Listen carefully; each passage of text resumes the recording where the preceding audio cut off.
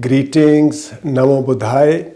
I am K.T.S. Sarao, former professor and head of the Department of Buddhist Studies, Delhi University. In this module, I shall be talking to you about the origin and development of Buddhist pilgrimage in India. A pilgrimage is a devotional journey typically undertaken, often on foot, by an adherent of a particular religious belief system to a specific place to get a share in the spirituality with which it is imbued.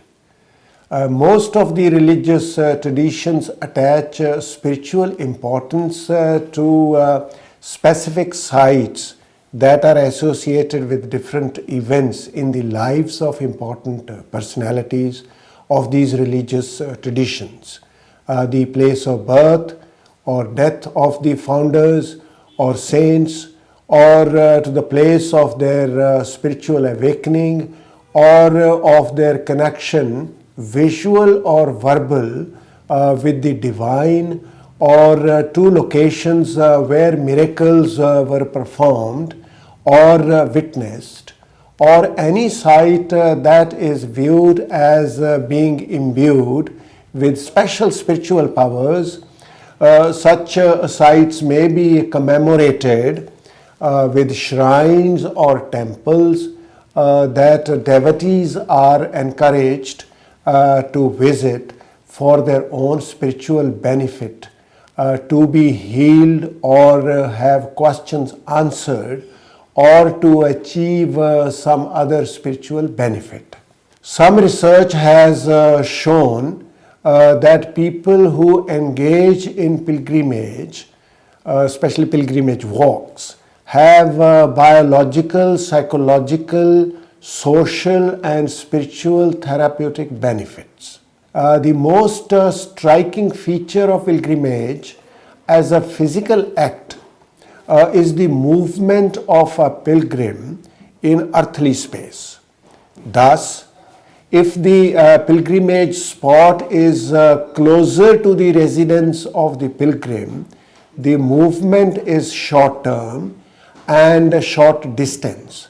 But it is perceived that the merit earned from the pilgrimage would be greater if the same pilgrimage spot is farther from the residence of the pilgrim, and even better if it is littered with geographical features operating as physical obstructions.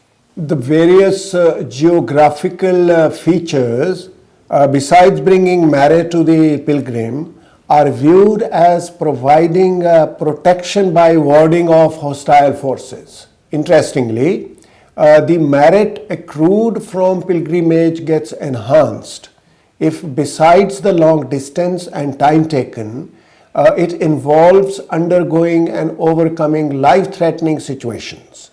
Thus, the arduous journey and the accompanying hardships and perils undergone by a pilgrim on the way bring correspondingly a greater reward.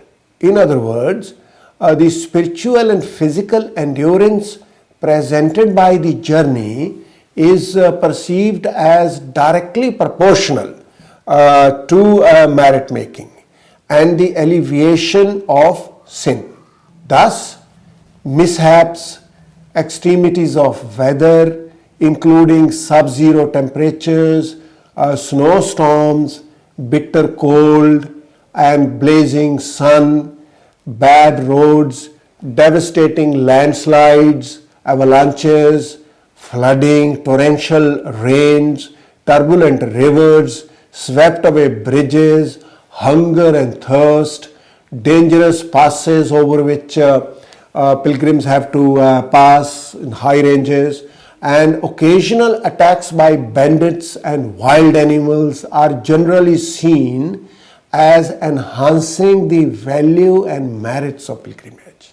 According to a scholar called Lemieux, to quote him, both the vitality and vulnerability of the traveler give the journey the character of an initiation, the self-inflicted pain to gain entrance into a new physical and metaphysical purification, unquote.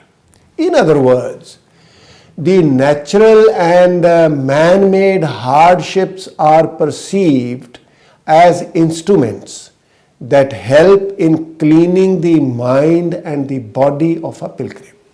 Thus, for obvious reasons, a genuine pilgrim is expected to choose a more prolonged and arduous route. In the classical Christian pilgrimage, for example, hardships and ordeals suffered during pilgrimage were considered so important that sometimes pilgrims carried stones on their backs.